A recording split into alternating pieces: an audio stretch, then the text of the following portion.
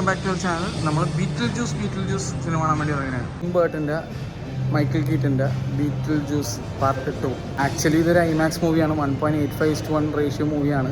ഇന്ന് ഞാനിവിടെ ഒരു ഫ്ലാറ്റ് സ്ക്രീനിലാണ് സിനിമ കാണുന്നത്. പക്ഷേ PXL ഐമാക്സിലൊക്കെ നമ്മുടെ വിജയണ്ണൻ്റെ ഗോട്ട് കളിക്കുന്നതുകൊണ്ട് ഈ പടം ഒന്നും നമ്മുടെ ഇവിടെ ഐമാക്സിൽ സൗത്ത് ഇന്ത്യയിലില്ല. നോർത്ത് ഇന്ത്യയിലെ ഐമാക്സിൽ എല്ലായിടത്തും ഉണ്ട്, പക്ഷേ ഇവിടെ ഇല്ല. തൊന്നേര് സ്ക്രീൻ 6 പക്ഷെ PXL കാണേണ്ട പടമാണ്. ഇപ്പോൾ സ്ക്രീൻ 6 പടം. ഇതൊരു ഫ്ലാറ്റ് സ്ക്രീനാണ്. ഇത് സ്ക്രീൻ 1, സ്ക്രീൻ 4, സ്ക്രീൻ 6, 8, 9 ഇത്രയും flat സ്ക്രീനാണ്. Correct.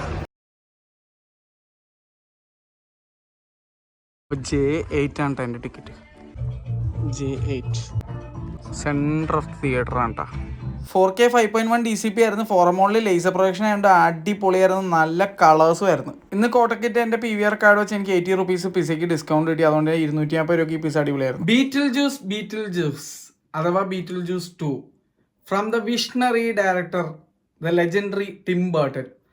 Sleepy Hollow, Frankenweenie, Corpse Bride, Edward Scissorhands, അങ്ങനെ കുറേ ഉണ്ട്. ഈ ഇഷ്ടം പോലെ ഡാർക്ക് ഷാഡോസ്, ജോണി ഡെപ്പിൻ്റെ ഓൾമോസ്റ്റ് എല്ലാ കിടിലം പടങ്ങളും സ്വീനി ടോഡ് ഉൾപ്പെടെ എല്ലാം സംവിധാനം ചെയ്ത ദ മൈസ്ട്രോ ഡയറക്ടർ.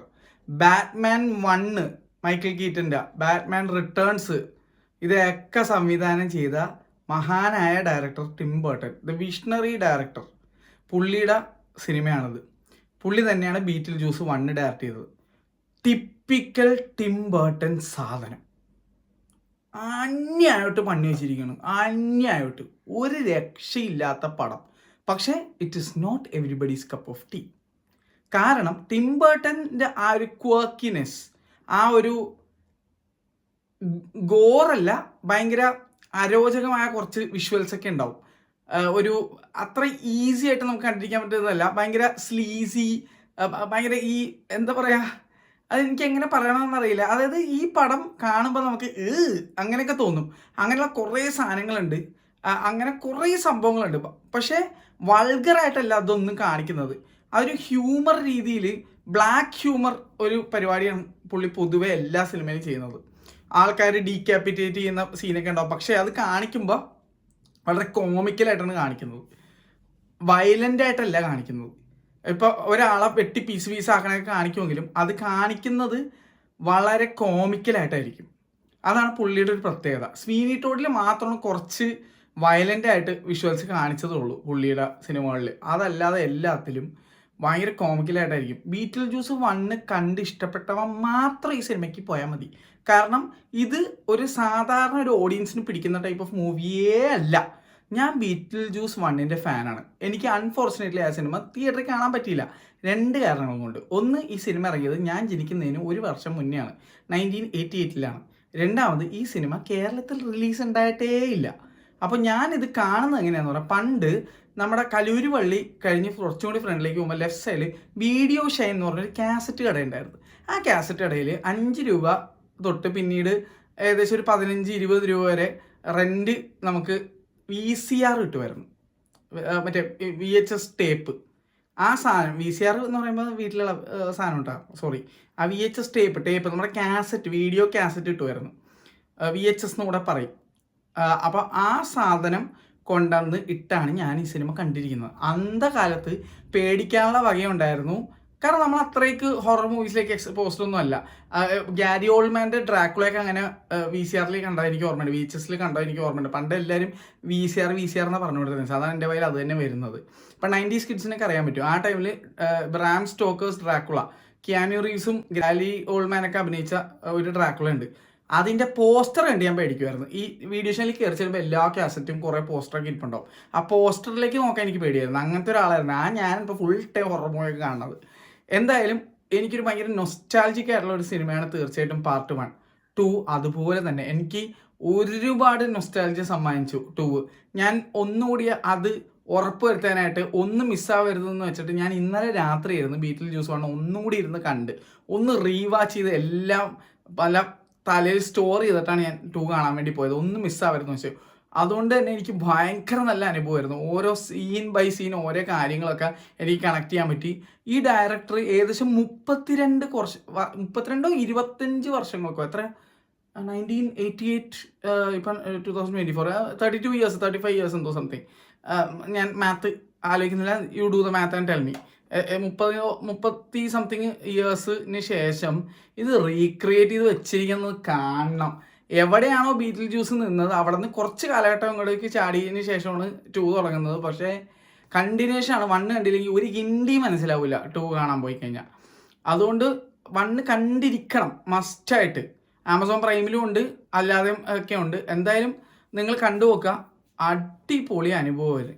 അടിപൊളി അനുഭവം. ഒറ്റൊരു സങ്കടമുള്ളൂ, വിജയണ്ണൻ്റെ ഗോട്ട് കാരണം എനിക്ക് ഈ സിനിമ ഐമാക്സിലോ PXലോ കാണാനുള്ള അവസരം നഷ്ടപ്പെട്ടു. കാരണം സൗത്ത് ഇന്ത്യയിൽ ഒരൊറ്റ സ്ഥലത്ത് പോലും ഐമാക്സിൽ ഈ സിനിമ ഇല്ല. ആക്ച്വലി ഇത് ഐമാക്സിൻ്റെ ആ ഒരു DMR പ്രോസസ്സ് കഴിഞ്ഞൊരു സിനിമയാണ്. ഈ സിനിമ ഷൂട്ട് ചെയ്തിരിക്കുന്നത് 1.85:1 റേഷ്യോയിലാണ്. ഐമാക്സ് ടൈപ്പ് റേഷ്യോയിലാണ്, ഫ്ലാറ്റ് റേഷ്യോയിലാണ് ഷൂട്ട് ചെയ്തിരിക്കുന്നത്. അൺഫോർച്ചുനേറ്റ്ലി സൗത്ത് ഇന്ത്യയിൽ ഒരിടത്ത് പോലും ഇത് PXLോ ഐമാക്സിലോ ഇല്ല. നോർത്ത് ഇന്ത്യയിൽ എല്ലായിടത്തും ഐമാക്സിൽ ഈ സിനിമ ഇന്ന് റിലീസ് ഉണ്ട്. നോർത്ത് ഇന്ത്യയിലുള്ളവർ പോയി ഐമാക്സിൽ കാണാൻ നോക്കുക. Only if you are a fan of Tim Burton or Beetlejuice 1. കാരണം ഞാൻ അങ്ങനെ കോട്ട് ചെയ്ത് പറയാൻ കാരണം ടിം ബർട്ടൺ ഒരു സാധാരണ ടൈപ്പ് ഓഫ് ഒരു ഡയറക്ടറല്ല. പുള്ളി ഒരു വിഷണറി, ഒരു ഡിഫറൻ്റ് ആയിട്ട് ചിന്തിക്കുന്ന ഒരു ഡയറക്ടറാണ്. സാധാരണ ഒരു ഹോളിവുഡ് ഡയറക്ടറും ഡയറക്റ്റ് ചെയ്യുന്ന രീതിയേ അല്ല പുള്ളിയുടെ പരിപാടി. അപ്പം ആ ഒരു ബ്ലാക്ക് ഹ്യൂമർ, ആ ഒരു ഹൊറർ കോമഡി സാധനം ഇഷ്ടപ്പെടുന്നവർ മാത്രം പോയിട്ടേ കാര്യമുള്ളൂ. ഇതിനകത്ത് വളരെ സില്ലി ആയിട്ട് വളരെ നർമ്മ രൂപത്തിലാണ് കുറേ കാര്യങ്ങൾ അവതരിപ്പിക്കുന്നത്. അപ്പോൾ ആ ഒരു ടൈപ്പ് ഓഫ് പടം ഇഷ്ടപ്പെട്ടാൽ മാത്രമേ ഇതിന് പോയിട്ട് കാര്യമുള്ളൂ. എനിക്ക് അങ്ങനത്തെ പടങ്ങൾ ഇഷ്ടമാണ്. പിന്നെ ഞാൻ കടുത്ത ടിം ബർട്ടൺ ഫാനാണ്. അതുകൊണ്ട് തന്നെ എനിക്ക് പുള്ളിയുടെ ഓരോ സിനിമകളും കാണാൻ ഭയങ്കര ഇഷ്ടമാണ്. കാരണം പുള്ളി വളരെ യൂണീക്കായിട്ട് കുറേ സാധനങ്ങൾ നമ്മുടെ സിനിമയിലേക്ക് യൂസ് ചെയ്യും.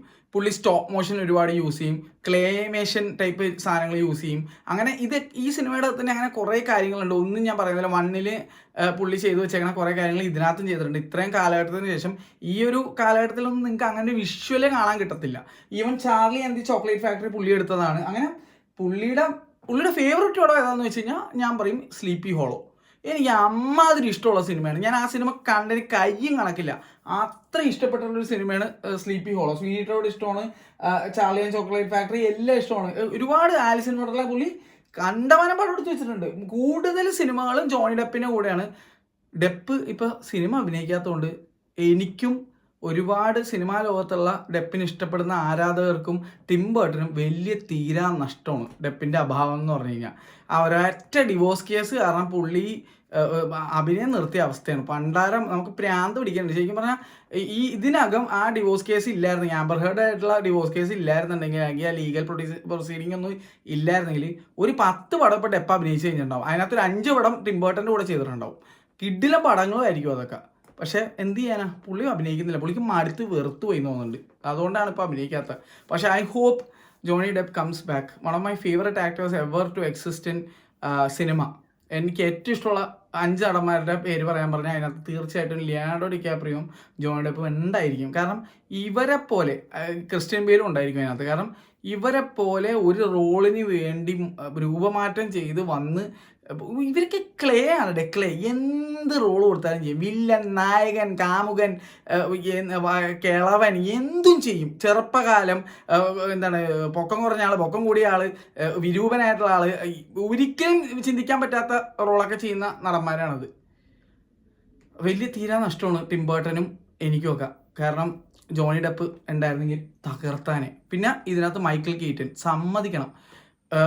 ബാറ്റ്മാനായിട്ട് പണ്ട് ടിം ബർട്ടൻ്റെ സിനിമയിൽ അഭിനയിച്ചിട്ട് ഇത്തവണ അതേ പുള്ളി ഫ്ലാഷിനകത്ത് ബാറ്റ്മാനായിട്ട് തിരിച്ചു വന്ന്, ഇത് കൂടാണ്ട് ഇപ്പോഴത്തെ ബീറ്റിൽ ജ്യൂസായിട്ട് വീണ്ടും തിരിച്ചു വന്നേക്കണം. ബീറ്റിൽ ജ്യൂസ് എന്ന് പറഞ്ഞാൽ ഇതിലെ കഥാപാത്രത്തിൻ്റെ പേരാണ്.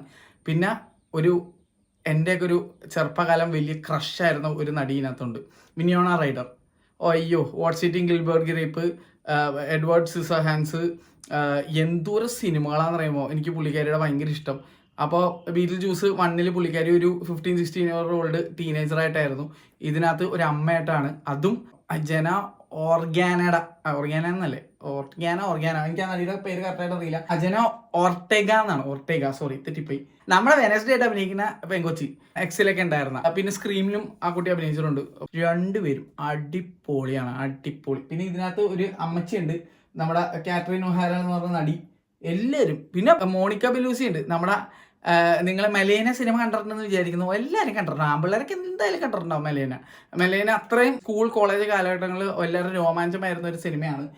പിന്നെ വില്യൻ ഡെഫോ ഉണ്ട്, നമ്മുടെ സ്പൈഡർമാനിലെ ഗ്രീൻ ഗോബ്ലിൻ. പുള്ളി തകർത്ത് അഭിനയിക്കുന്ന നടനാണ്. അപ്പോൾ ഇവരെല്ലാവരും, മോണിക്ക ബെലൂസി കിടിലൻ റോളാണ്, അടിപൊളി റോളാണ്, കുറച്ച് നേരമുള്ളൂ പക്ഷേ കിടിലൻ റോളാണ്. എല്ലാവരും തകർത്തിട്ടുണ്ട്. വില്യൻ ഡെഫോ ഒക്കെ പൊളി അഭിനയമാണ്. എനിക്ക് പേഴ്സണലി ഭയങ്കരമായിട്ട് ഈ സിനിമ വർക്കായി. നിങ്ങൾക്ക് വർക്കാവില്ല എന്ന് എനിക്കറിയാൻ പാടില്ല, കാരണം ഇത് ഞാൻ വീണ്ടും പറയണം, അവർ എല്ലാവരും കപ്പ് ഓഫ് ടീ അല്ല, സാധനം വെറൈറ്റി ആയിട്ടാണ്. ഇത് ദഹിക്കാൻ ഇച്ചിരി പാടായിരിക്കും, പക്ഷേ എനിക്ക് നല്ലപോലെ ദഹിച്ചു. എൻ്റെ ടൈപ്പ് ഓഫ് സാധനമാണ്, എൻ്റെ ടൈപ്പ് കോഫിയാണ്. ഞാൻ അത് നല്ല ആസ്വദിച്ച് കുടിച്ചു.